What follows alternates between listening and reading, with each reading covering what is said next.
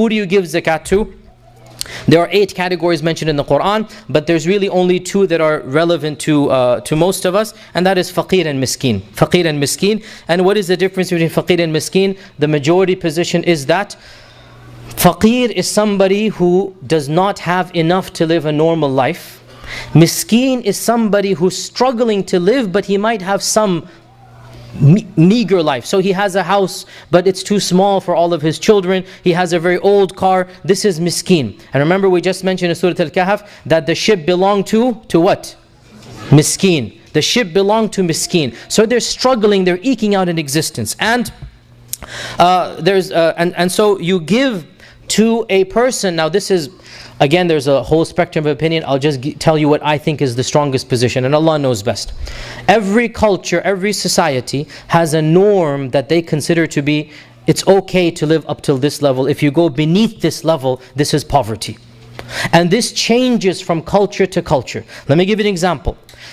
In America, if you don't have a fridge in your house, you are very, very poor. Whereas in some lands, to have a fridge is a luxury. Still to this day, by the way.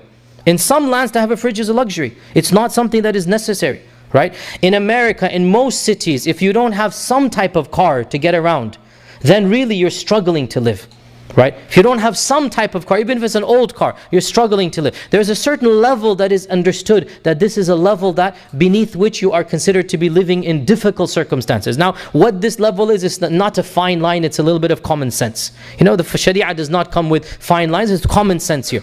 Anybody, in my humble opinion, this is the position of the majority of scholars, by the way, anybody who is beneath this line of regular struggling, if you like, they're in the line of poverty, this person is mustahiq, he is allowed to take zakat. And you may give this person enough zakat to make sure that they are taken care of. Some scholars have said for 1 year, some have said you can only give the nisab, which I do not agree with, because if you only give the nisab, you could only give $4,000. Sometimes a family of 4 or 5 children, $4,000 will last them 3-4 months. It's not going to be enough for them. In my humble opinion, this is the Shafi'i madhab as well, you can give as much as they need. And this seems to be the strongest opinion. You can give them as much as they need. And it is recommended for each one of us to go find people who genuinely need the zakah. Not just to hand over to somebody, to find somebody who needs the zakah and hand it over to them. And you do not have to tell them that it is zakat. You just hand them the money and you just say this is a gift. You don't have to say it is zakat money. The issue of not giving to people, descendants of the family of the Prophet is a true one. All of the madhahib are in agreement that somebody we call a Sayyid in our culture, Indian Pakistani culture calls it Sayyid, and the Arabs call them Al al-Bayt. We do not give to a Sayyid or an Al al-Bayt. However, let me do point out here that, excuse me for saying this, but we in our culture, the Indian Pakistani culture, have a big problem of assuming everybody is a Sayyid when they're not a Sayyid, right? It is as if all the descendants of the Prophet have migrated to India and Pakistan, every second one of us is a Sayyid. The fact of the matter is, and let me be very blunt here, I am also Pakistani as you know, let me be blunt here. Somebody who says they're a Sayyid doesn't make them a Sayyid. Somebody who says they're a Sayyid doesn't make them a Sayyid. Everybody says they're a Sayyid back there.